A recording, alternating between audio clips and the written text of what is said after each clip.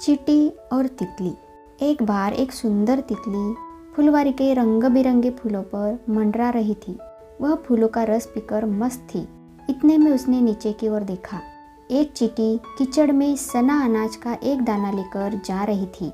तितली ने सोचा, मैं कितनी महान हूँ, फूलों का रस पीती हूँ। इस चींटी को देखो, कीचड़ में सने अनाज का दाना ले जा रही है। तितली चींटी के निकट आई। एक सुंदर फूल पर बैठकर उसने चींटी से पूछा, इस दाने का क्या करोगी? चींटी बोली, बहन, बहुत मेहनत के बाद मुझे यह दाना मिला है। इससे मेरा और मेरे बच्चों का पेट भरेगा। तितली ने कहा, तुझे देखकर मुझे घृणा हो रही है। एक तो तू मिट्टी में सनी है, यह दाना भी मिट्टी से सना है। इसे तू और तेरे बच्चे खाएंगे।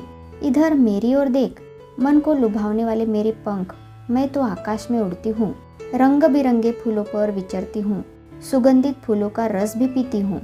चींटी बोली, ऐसा मत कहिए बहन, मिट्टी से घृणा मत कीजिए। यह हम सबको पैदा करने वाली है।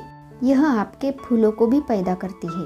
तितली बोली, अरे जमीन पर रेंगने वाली तू मुझे उपदेश देती है। मैं तो फूलों पर पलती हूँ, जहाँ भी जाती हूँ फूलों का रस पीती हूँ। तू अपने को देख, कण कण के लिए तरसती है। चींटी ने कहा, मैं जिस स्थिति में हूँ खुश हूँ। दूसरों की बुरी दशा देखकर हंसना ठीक नहीं है। अरे जा, अपना काम कर, मुझे उपदेश मत दे, अपने जैसे लोगों को सलाह दे। तितली ने कहा। उसी जगह पर कई बार तितली और चींटी मिली। तितली इसी तरह व्यंग्यपूर्ण बातें करती, चींटी चुपचाप सहन कर लेती। एक दिन तेज हवा का ऐसा झोंका आया कि फूलों पर मंडराती तितली गुलाब की कांटेदार टहनी से जा टकराई। उसके दोनों पंख कांटों से घायल हो गए। वह जमीन पर गिर पड़ी। जमीन वर्षा के कारण गीली थी। तितली की छोटी छोटी टांगे कीचड़ में फंस गई। वह दर्द से कराहने लगी।